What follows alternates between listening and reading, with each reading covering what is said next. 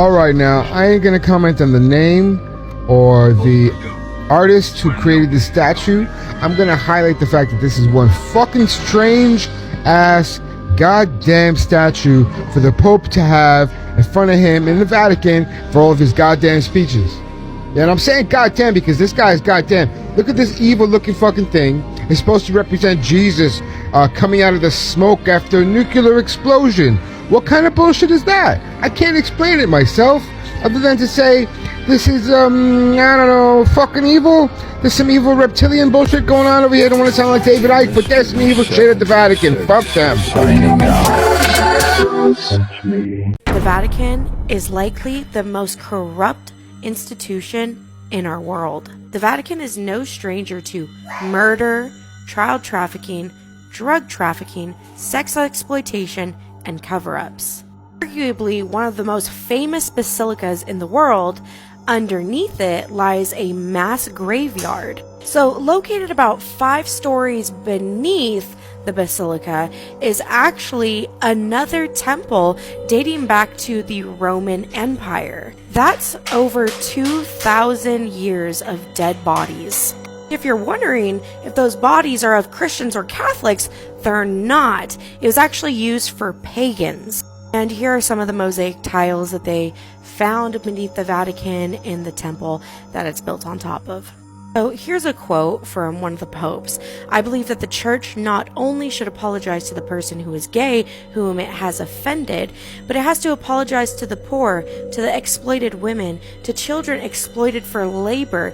It has to ask forgiveness for having blessed many weapons." That's a little ironic considering what the Vatican has done to make sure that it's always protected and people never expose them. This is Pope John Paul I, and he died 33 days after his election. Now, the conspiracy around his death is that he found out the Vatican was laundering mass amounts of money, and he was going to rectify the situation of getting rid of everybody in the Vatican that was corrupt. His plans were announced straight after he became the Pope, and he died 33 days later. In 2015, it was uncovered that 2 cases of child were found within the Vatican walls. And get this, not everybody involved was named, only a couple names took the blow for everybody else in the Vatican. And then the year before that, the government actually intercepted 3 deliveries directed to the Vatican, all containing drugs. Cocaine was found in condoms inside of these 3 deliveries that were intercepted.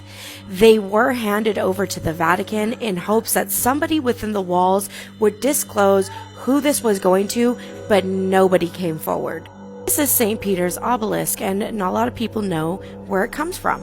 One of Rome's cruelest emperors, Caligula, actually stole this from one of Egypt's cities, Heliopolis. Stole it from Egypt and he transported it to Rome, and you know what he did with it? It was used to murder and execute Christians. They would round up every single Christian that they could find, chain them, bound them, bring them to the obelisk, and brutally murder them. Vatican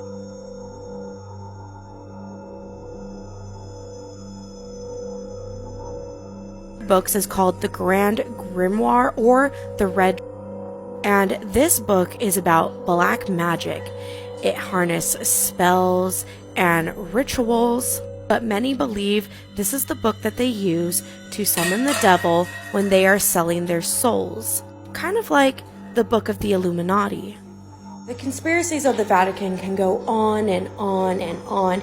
It's truly a never-ending cycle. One thing we do know, the people in the Vatican are evil and corrupt. Let me know what you guys think about this in the comments below, and I'll see you in the next video. Bye!